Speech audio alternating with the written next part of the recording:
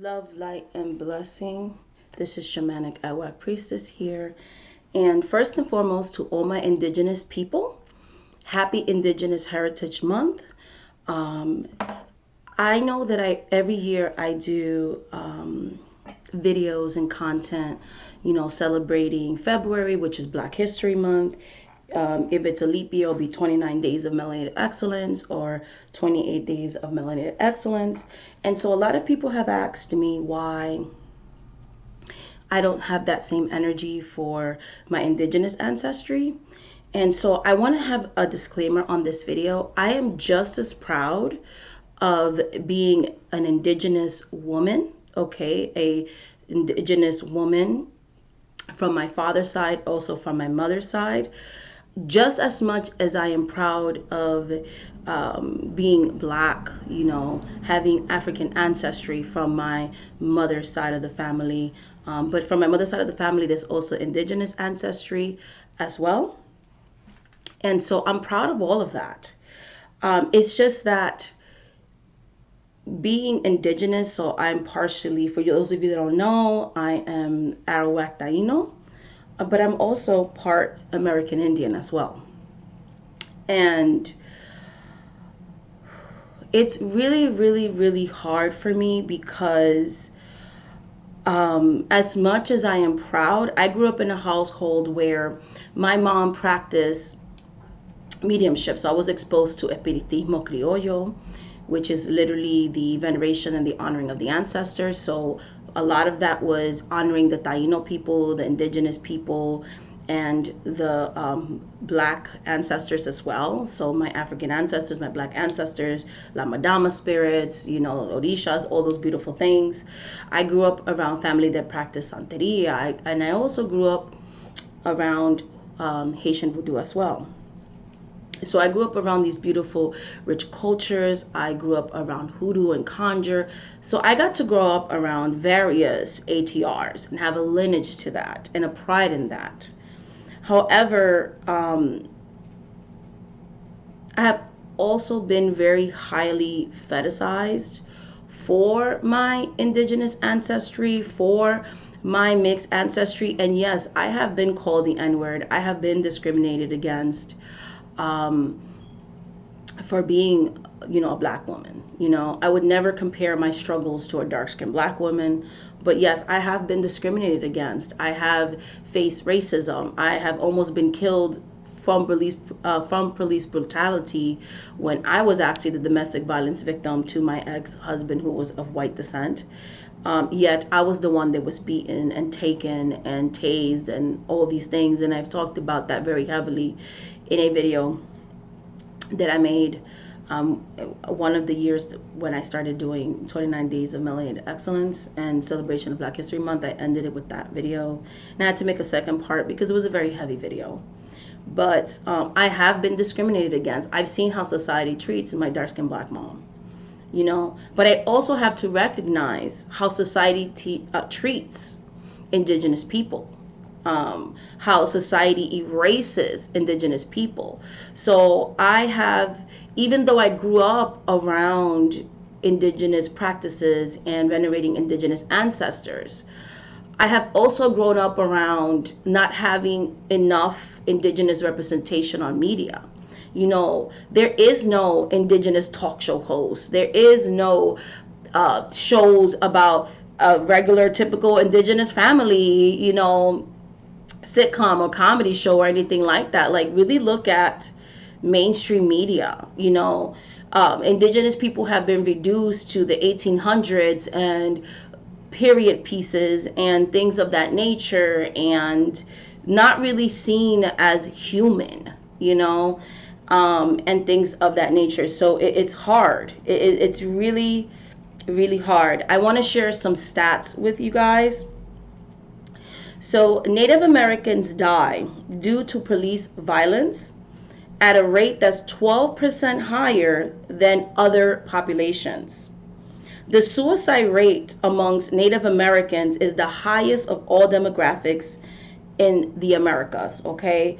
At 22.1% or 8% higher than most populations.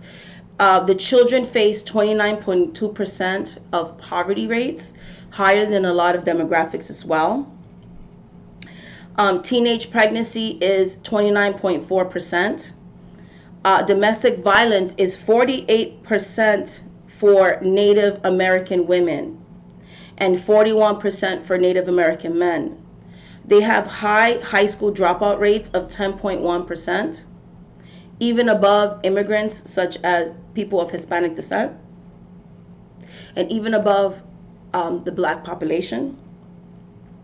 Native Americans account for 2.3% of prisoners in this country, even though the government only recognizes 5 million Native American people. There are over 500 tribes that the government does not want to recognize in the federal level as indigenous, because the government wants to control who can identify as indigenous people, despite having the DNA of indigenous people. So indigenous people, some indigenous people aren't even allowed to be called indigenous people, because the government doesn't want to give back lands, doesn't want to give back reparations for the enslavement, the genocide of our people. We live in a government, in a world, in America, that celebrates Christopher Columbus Day, a person who killed people like Hitler killed people.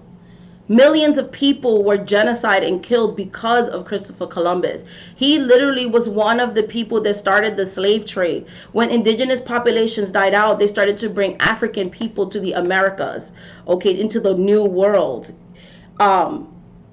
Christopher Columbus is an evil, disgusting person, yet schools are still closed and banks are still closed. And yes, while some states have adopted Indigenous Remembrance Day, there are so many people that still celebrate Christopher Columbus, a man who is responsible for the genocide and the rape of people, of human beings.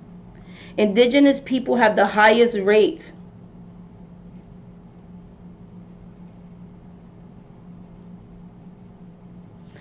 of death. Indigenous people have fought for a country that has taken their land rights away. They have literally labeled us as other. When they had the 2020 elections, indigenous people were actually categorized as others.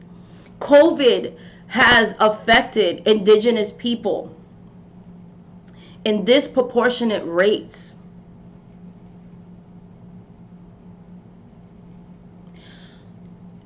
Even up to the 1970s, tribal dancing, tribal music was illegal. Drumming circles was illegal. But when other races of people do drumming circles and sweat lodges and put on chief headdresses and use, sports team as caricatures, those are celebrated.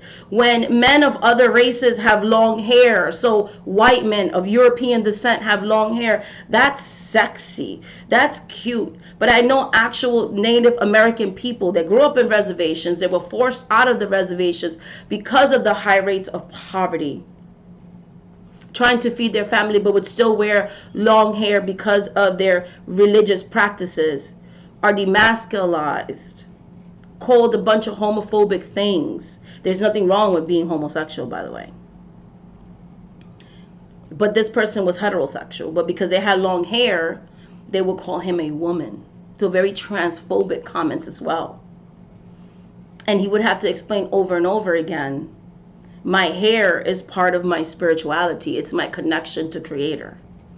It's all I have left of my Navajo tribe. It's really, really hard for me to talk about certain things because of the lackluster responses that I get sometimes. I remember talking about the pipelines that were happening years ago and the drilling, and how indigenous people united, different nations united, trying to start a whole movement. And the media failed to cover how they were putting Native American people in animal cages, kennels, cages, spraying water hoses on them, shooting rubber bullets at them, sicking dogs to bite the skin of indigenous people who were peacefully protesting. Colonizers coming into today's world, into their sacred holy lands, and unburying the bones of my ancestors, of their ancestors. Indigenous people throughout history and even today are dehumanized and fetishized. So many people want to claim indigenous ancestry, but how many people stand up for indigenous people? How many people march for indigenous rights? How many people are speaking against the hundreds and thousands of indigenous women that to this day are disappeared, that don't make the evening news because they're kidnapped? Speaking against the high rates of rape. We have one of the highest rates of rape with women because of how people fetishize indigenous women. When I date somebody, I have to question, do they see me? I've had people comment, especially when I used to straighten my hair, which I really refuse to do now. Oh, I love the fact that I got to have sex with Pocahontas, and dehumanize me, fetishize certain features that I have. I've had that happen because I'm also a black woman too. When I wear my hair curly, and certain things that people have said to me. And for a long time, I didn't even acknowledge that. I became so used to it. As I become more spiritually aware, as I become older, as I've become more educated, it's wrong. I have been guilty of allowing people to dehumanize me. I don't even want to say guilty. I want to say accepting, because I felt like I wasn't worth things. People would say, oh, you're so beautiful. You have all these beautiful features, the best of both worlds. At that time, I didn't see myself as beautiful. It's taken me a long time to love myself. There's been so many times that I've actually, because of watching like Tarzan and how, the cowboys and Indians, and how people have always made Native American people, especially when I was growing up, seeing Savage, Peter Pan, and all these nasty ways that indigenous people have been portrayed, as cannibals and all these things, how I would become, instead of being proud and growing up and learning about my culture, I started to be more ashamed of it and things of that nature. I remember my great grandmother taught me how to do indigenous dances, and I always wondered why she was such an angry person. And then later on, when she died, I found out that she was a concubine. She came from a black mother, but who had mixed indigenous ancestry. And because of her mixture, she came out more with indigenous features. So that's how the world saw her. And being sold at the age of 9 because of extreme poverty in the islands to literally a white man, a European man, because yes, Spaniards are white. Never being the wife, but always being the concubine. Could you imagine being sold at the age of 9? Because that's what I call it. When someone compensates somebody else. I don't blame my great grandmother, because she knew that the way that her daughter looked, the lack of rights that women had at the time, especially women of color, that's all she could do so that her daughter wouldn't starve, so that her family wouldn't starve. I can't even imagine my grandmother knowing that her whole life she was a fetish. She was seen less than human.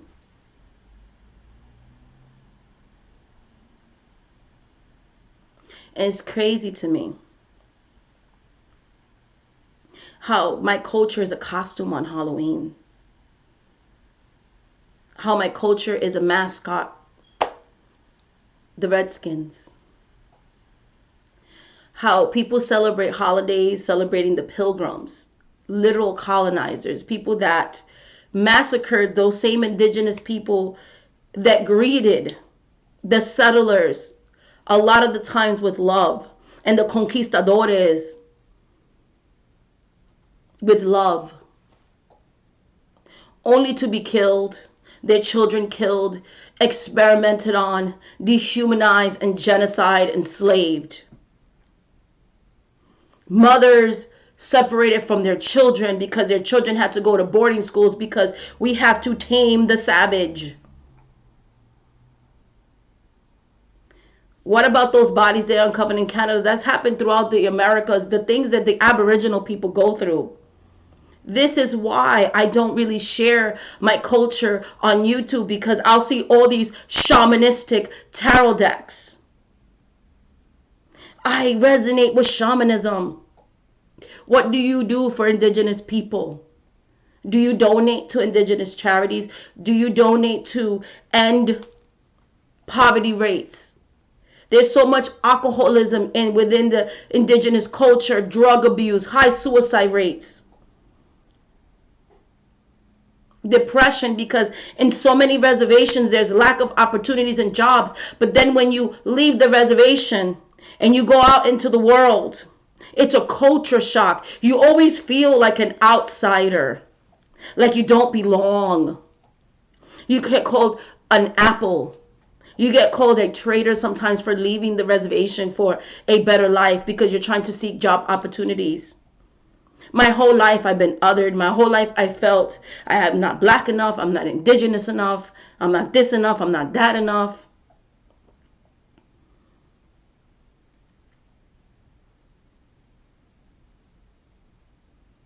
The amount of cultural appropriation is hard for me to share things on YouTube. And there's so many people of Taino descent, African descent, American Indian descent. They're like, I have that in my family, but I don't know my language. I don't know this and that. It's like a tree that has no roots, and they're wanting to connect. They have that hunger to connect. This month for me is a very painful month because I do a lot of ancestral work. There's so many indigenous spirits on earth that are so traumatized from the way they were killed that they're still walking around this earth, and I do a lot of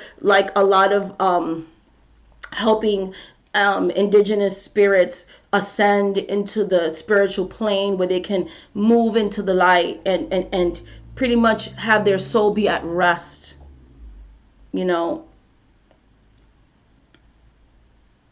There's a lot. There's a lot. And so that's why I don't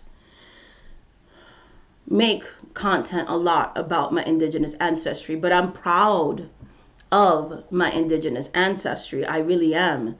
I just wish there was more allyship. I just wish there was more people speaking against our issues too. So it's just really hard. Like I said, I remember when my great grandmother taught me indigenous dances because she was very proud of her indigenous lineage.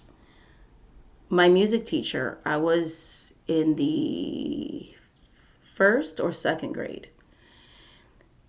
And I remember her telling me to dance because I was like sharing with the class because she was talking about indigenous people.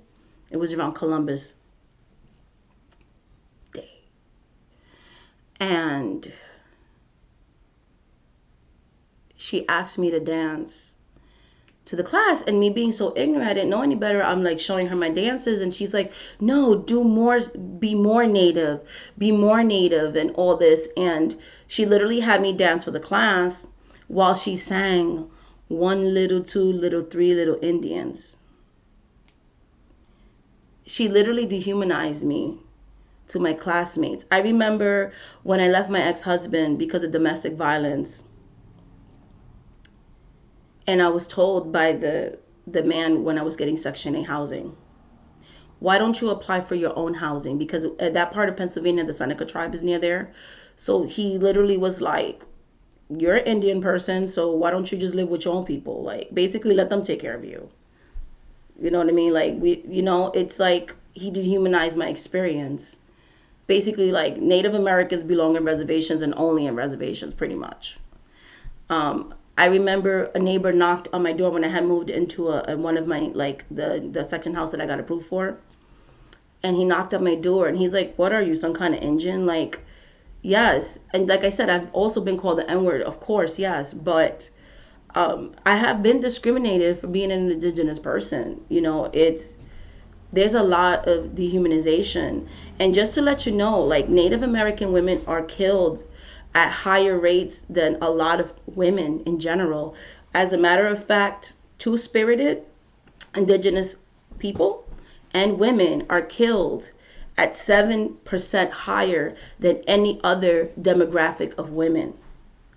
So again, the reason why I don't do a whole month of content and videos about Indigenous history is because there's so much work that needs to be done. And there's still work to be done in the Black community. I will never take that away. I'm just saying that for me, I'm still doing a lot of healing because, again, because I have Indigenous lineage, a lot of people have dehumanized me, even within sometimes marginalized people. And it's like I said, it's why I don't straighten my hair. It's why I don't talk about my Indigenous heritage to a lot of people. I keep it like inside. I very closed off. And it's something that I'm working through. I want to be able to share things. I want to be able to celebrate these things, but I have to be honest when I say there's still a lot of trauma and healing that I need to do. There's still a lot of work that society as a whole needs to do. We need to stop these rapes and murders and kidnapping of Indigenous women. They literally celebrate Pocahontas and John Smith like it's a love story, when John Smith is a rapist. She was a 13-year-old child. You know what I mean? Lewis and Clark and the Indigenous woman that helped them navigate, like, she was literally kidnapped and raped by these white men. Like, it's disgusting how the whitewashing of Indigenous history is made. How Indigenous people are saying we don't want to be mascot on sports teams. We don't want people calling themselves chiefs and all these things. And you have so much pushback from non-brown people, from non-Indigenous people. They literally were trying to take the mascot out of my daughter's school. And so many of the white population was outraged that they allowed the team to be called Chiefs and have caricatures. Nobody wants to listen to the Indigenous population about their own representation. And so it's a very painful month. I do a lot of social work, social justice work and things like that. So it's a month where I go within and try to fix a lot of issues and do a lot of ancestral and spiritual healing. I am going to try to make more content in the future, but I just want to let you know it's very painful for me. So anyways, much love, much light, much blessings. I would love to have a discussion about this in the comment section. Please like, please subscribe, and please comment below.